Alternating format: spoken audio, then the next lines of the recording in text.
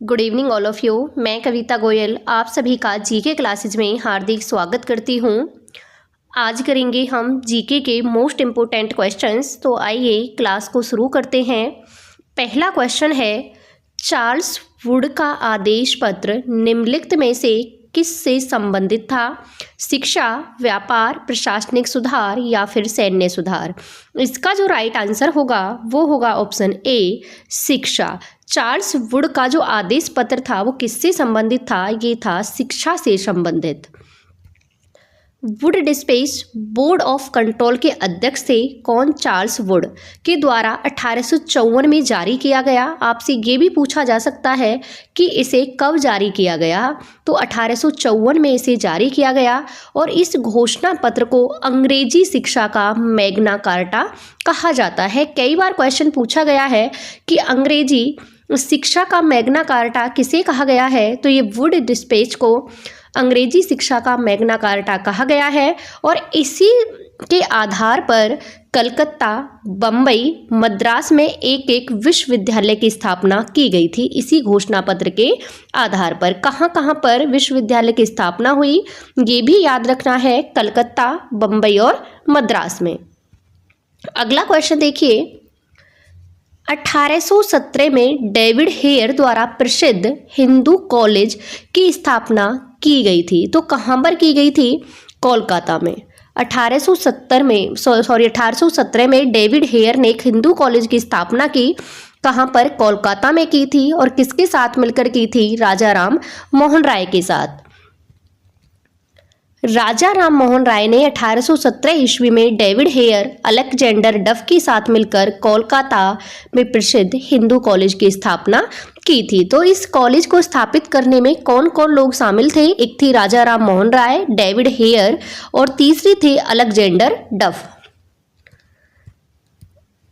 आगे क्वेश्चन देखिए, फारसी साप्ताहिक मरातुल अखबार को कौन प्रकाशित करते थे? तो ये करते थे राजा राम मोहन राय। राजा राम मोहन राय ने फारसी साप्ताहिक एक अखबार निकलता था जिसका नाम था मरातुल, और उसको किसने प्रकाशित किया था? राजा राम मोहन राय ने किया था। राजा राम मोहन राय के प्रयासों के द्वारा ही सती प्रथा को खत्म किया गया था 1829 में। किसके प्रयास से? राजा राम मोहन राय के प्रयास से। इन्होंने ही ब्रह्म समाज की स्थापना की थी। कई बार पूछा जाता है कि ब्रह्म समाज की स्थापना किसने की थी? तो 1828 ईस्वी में राजा राम मोहन राय ने की थी। किसकी? ब्रह्म समाज की स्थापना। राजा राम मोहन राय ने दिसंबर 1821 में बांग्ला साप्ताहिक संवाद कौमुदी प्रज्ञा का चांद का प्रकाशन भी प्रारंभ किया। तो ये भी आपको याद रखना है, उन्होंने मरातुल अखबार को तो प्रकाशित किया था, उसके साथ साथ साप्ताहिक वो एक पत्रिका थी जिसका नाम था संवाद कौमुदी और अथवा प्रज्ञा का चांद। ये दोनों भी किसने प्रकाशित की थी? राजा राम मोहन राय ने, जिसे भारतीय राजनीति का पुनर्जागरण कहा जाता है। मरातुल अखबार किस भाषा में निकलता था? फारसी भाषा में। और बुद्धि का दर्पण ये भी कौन निकालते थे? ये भी प्रकाशित किया था राजा राम मोहन राय ने। अगला क्वेश्चन देखिए, वह संत जिसने अशोक को बौद्ध धर्म के प्रति आकर्षित किया, तो वो कौन थे? ये थे उपगुप्त। उपगुप्त के उपदेश से ही अशोक ने बौद्ध धर्म को अपना लिया था, क्योंकि 261 ईस्वी पूर्व में क्या हुआ? 261 ईस्वी पूर्व में एक युद्ध हुआ था जिसे कहा गया कलिंग का युद्ध। कलिंग का युद्ध। और इस युद्ध में क्या हुआ था? अशोक का हृदय परिवर्तन हो गया था, क्योंकि इस युद्ध में बहुत सारे लोगों की जान गई थी और उनसे उनका हृदय परिवर्तन हो गया और उन्होंने युद्ध ना करने की कसम खाई और बौद्ध धर्म को अपना लिया। और बौद्ध धर्म की शिक्षा उन्हें किसने दी थी? बौद्ध धर्म की शिक्षा दी थी उन्हें उपगुप्त ने। और एक क्वेश्चन पूछा जाता है कि कलिंग युद्ध अशोक के शासन के कौन से वर्ष में हुआ था? 8वें वर्ष में हुआ था, क्योंकि ये 269 ईसा पूर्व गद्दी पर बैठे थे कौन? अशोक। और 261 में लड़ा गया था कलिंग का युद्ध। अशोक को बौद्ध भिक्षु उपगुप्त ने बौद्ध धर्म में दीक्षित किया। इन्हें अलक्षणक बुद्धि भी कहा जाता है। क्या कहा जाता है? अलक्षणक बुद्धि।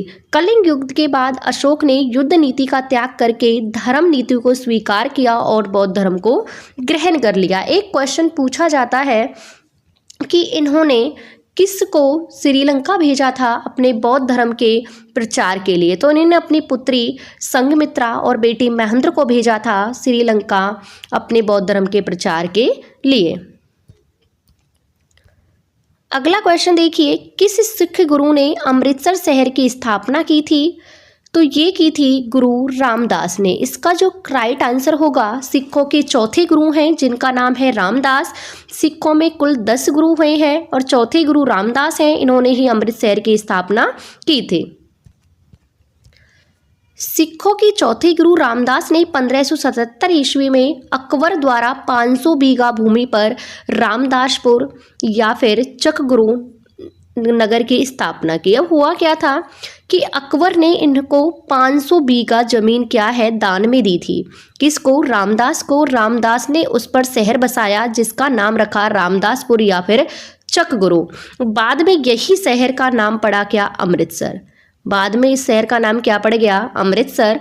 अमृतसर शहर में ही सिखों का सबसे बड़ा गुरुद्वारा है जिसका नाम है स्वर्ण मंदिर। तो आपसे पूछ ले स्वर्ण मंदिर कहाँ पर है? तो ये अमृतसर शहर में है और एक गुरुद्वारा है। अगला क्वेश्चन देखिए, महाराष्ट्र का सबसे महान कवि कौन था? तो महाराष्ट्र का जो सबसे महान कवि थे वो थे तुकाराम। तुकाराम महाराष्ट्र के सबसे महान कवि थे। इन्हीं महाराष्ट्र का कबीर भी कहा जाता है। किसको? तुकाराम को। तुकाराम महाराष्ट्र के महंतन कवि में से थे। इनका जन्म पुणे जिले के देहू नामक गांव में 16वीं सदी में हुआ था। तुकाराम जहांगीर और शिवाजी के समकालीन थे और बरकरी संप्रदाय का संस्थापक किसको माना जाता है? तुकाराम को माना जाता है। तुकाराम को महाराष्ट्र का कबीर भी कहा जाता है। क्वेश्चन आपसे पूछ लेगा कि बताइए महाराष्ट्र का कबीर किसे कहा जाता है या फिर बरकरी संप्रदाय का संस्थापक कौन है? तो आपका आंसर होगा तुकाराम। आगे क्वेश्चन देखिए, कृष्ण जीवन परक प्रेम वाटिका काव्य की रचना किसने की है? तो काव्य का नाम क्या है? प्रेम वाटिका। और किसके जीवन पर आधारित है? कृष्ण के जीवन पर आधारित है। ये लिखी किसने है? तो ये लिखी थी रश खान ने। किसने? रश खान ने। एक कई बार रिपीट होती है गीत गोविंद। गीत गोविंद की रचना किसने की है? जयदेव ने।